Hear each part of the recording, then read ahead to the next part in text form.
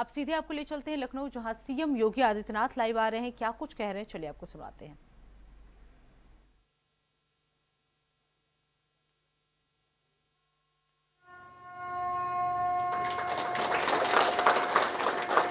गंगा के शुभारंभ कार्यक्रम में सीएम योगी आदित्यनाथ शामिल हुए। उन्होंने इस कार्यक्रम का शुभारंभ किया।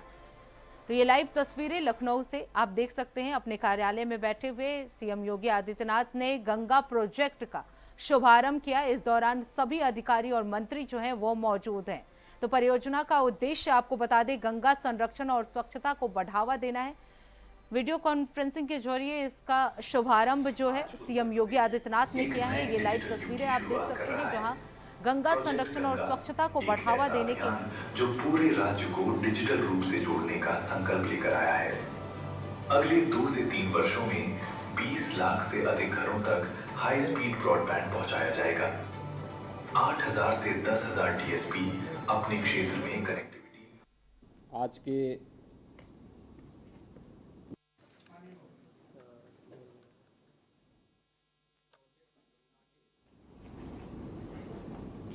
आज के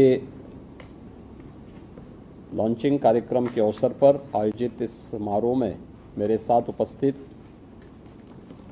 प्रदेश सरकार में मंत्रिमंडल के मेरे वरिष्ठतम मंत्री, वित्त और संसदीय कार्य विभाग के मंत्री श्री सुरेश कुमार खन्ना जी, प्रदेश के आईटी एंड इलेक्ट्रॉनिक्स विभाग के मंत्री श्री सुनील कुमार शर्मा जी, प्रदेश के यूपी ट्रांसफॉर्मेशन कमीशन के सीईओ श्री मनोज कुमार सिंह जी,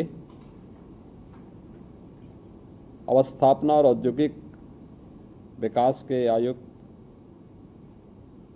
अपर मुख्य सचिव वित्त श्री दीपक कुमार जी, प्रमुख सचिव IT and electronics Shri Alok Kumar ji, MSME के प्रमुख सचिव समेत यहाँ पर उपस्थित सभी हमारे प्रशासनिक अधिकारीगण, हिंदुजा ग्रुप के सीईओ श्री चड्डा जी, हिंदुजा ग्रुप से जुड़े हुए सभी वरिष्ठ अधिकारीगण, जनपदों से जुड़े हुए हमारे सभी अधिकारीगण, मैं सबसे पहले टीम यूपी को, जिन्होंने यूपी के अंदर डिजिटल एंटरप्रेन्योरशिप के इस अभियान को आगे बढ़ाने के लिए प्रोजेक्ट गंगा के इस कार्यक्रम का शुभारंभ किया है और जिन जनपदों को इसका प्रारंभिक लाभ मिलने जा रहा है, इसके लिए उन सभी जनपद वासियों को बधाई देते हुए UP transformation commission, IT and electronics विभाग, हिंदुजा ग्रुप, इन सभी को मैं हृदय से धन्यवाद देता हूं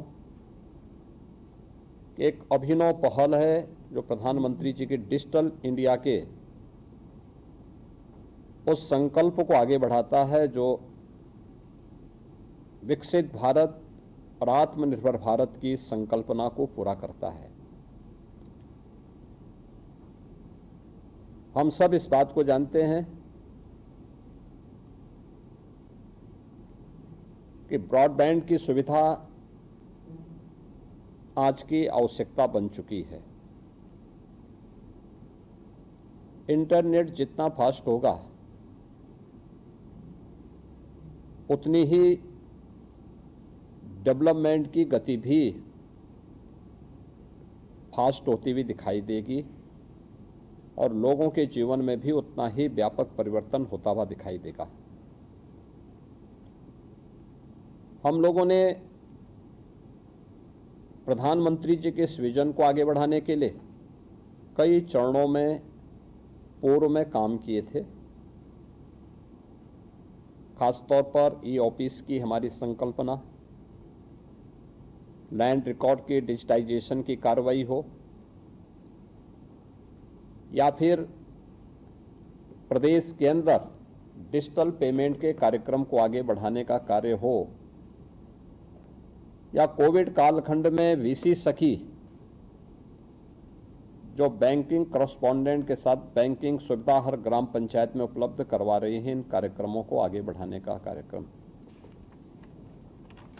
ग्राम सचिवालय, सभी 57,700 ग्राम पंचायतों में सचिवालय का कार्यक्रम, जहां पर गांव की चुनी हुई सरकार गांव के अंदर गांव के आवश्यकताओं की पूर्ति का माध्यम बन सके, इन सभी कार्यक्रमों को आगे बढ़ाने का एक कार्यक्रम बहुत सफलतापूर्वक आगे बढ़े और ये देश के अंदर कुछ मॉडल भी प्रस्तुत हुए हैं। वर्ष 2025-26-27 के बजट में हम लोगों ने घोषणा की थी कि प्रदेश सरकार डिजिटल सशक्तिकरण की दृष्टि से प्रदेश के अंदर 8,000 डिजिटल एंटरप्रेन्योर को आगे बढ़ाएगी, जिसमें 50% महिलाएं होंगी। मुझे लगता है कि प्रोजेक्ट गंगा उसका माध्यम बनेगा और नाम भी, यानी प्रोजेक्ट गंगा, यद्यपि government assistant network for growth and advancement का नाम है, लेकिन मां गंगा का नाम भारतीय परंपरा में हिमालय से लेकर के, यानी गंगोत्री से लेकर के गंगा सागर तक भारत की एक ऐसी जीवनदायिनी नदी के रूप में है, जिसने उत्तर भारत को, यानी दुनिया की सबसे अच्छी उर्वरा भूमि उत्तर भारत को दी है, और जिस भूमि से दुनिया के पेट को भरने के लिए प्रचुर मात्रा में खाद्यान्न उत्पन्न होता है। यानी आत्मनिर्भर भारत की संकल्पना का आधार, भारत की एकात्मता का आधार मां गंगा बनी है। और आत्मनिर्भरता हो या विकसित भारत की उन संकल्पनाओं को, जिसके लिए भारत के बारे में कहा जाता है कि ये कभी सोने की चिड़िया थी, तो मां गंगा के आशीर्वाद से ही संभव था।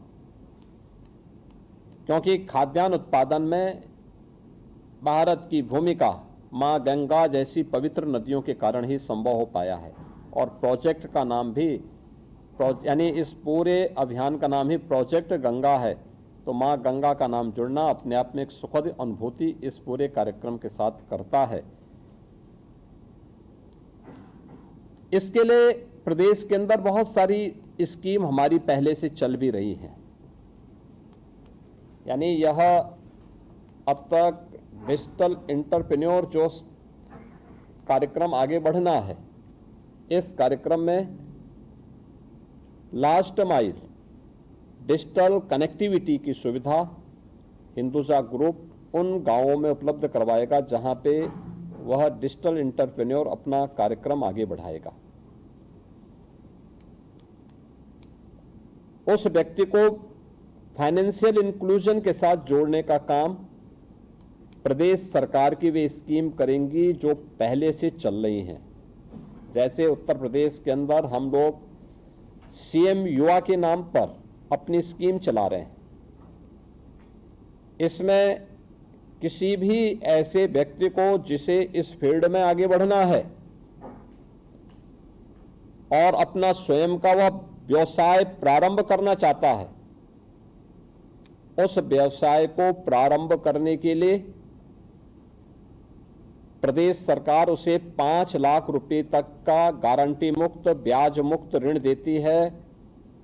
और सिलेक्शन की प्रक्रिया के बाद उसकी ट्रेनिंग के साथ ही उसे 10% तक मार्जिन मनी भी उस कार्य को आगे प्रारंभ करने के लिए प्रदान करती है। और मुझे बताते हुए प्रसन्नता है कि लगभग 2 लाख यूथ आज के दिन पे सफलतम व्यवसायी के रूप में अपने कार्यक्रमों को आगे बढ़ाने में सफल हुए हैं।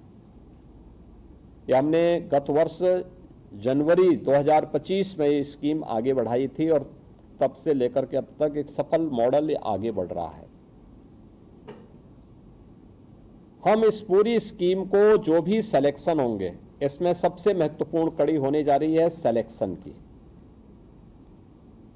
सिलेक्शन के बाद उनकी ट्रेनिंग की और उनके पास उस प्रकार के इक्विपमेंट आ सकें जिन इक्विपमेंट के माध्यम से फिर वह डिजिटल इक्विपमेंट के माध्यम से अपनी इन सेवाओं को दे सकें। और इसके लिए उनकी रुचि और उनके चयन की प्रक्रिया को जोड़ना और वहां की संभावनाओं को तलाशना। पहले चरण में हम 21 जनपदों को ले रहे हैं। हमारा प्रयास होगा कि बहुत शीघ्र हम 75 के 75 जनपदों में ये सुविधा उपलब्ध करवा सकें। यह बहुत महत्वपूर्ण होगा। और 75 जनपदों में भी केवल हमारे पास 350 तहसीलें हैं,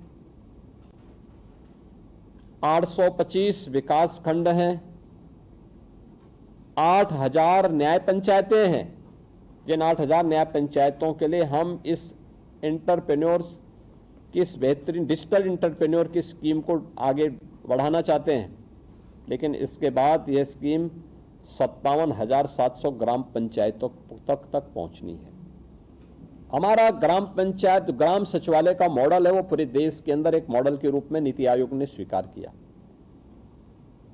गांव के अंदर पहली बार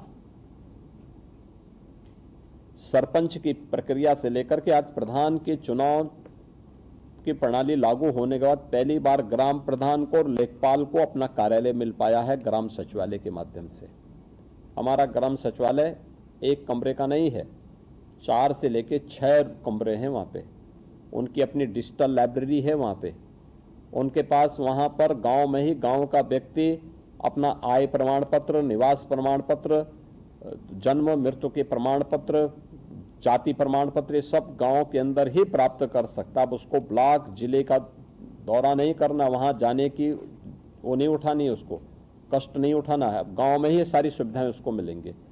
हर ग्राम पंचायत में हम लोगों ने इसके लिए पंचायत सहायक की तैनाती कर रखी है।